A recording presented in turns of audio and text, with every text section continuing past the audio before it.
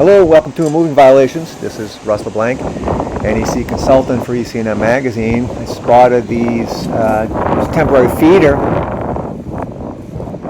runs down the hill there. These wires are just laid on the ground. I'm not going to walk down there, but you can see they're just laid on the ground. Looks like there might be a walking path there too, so people could step on it.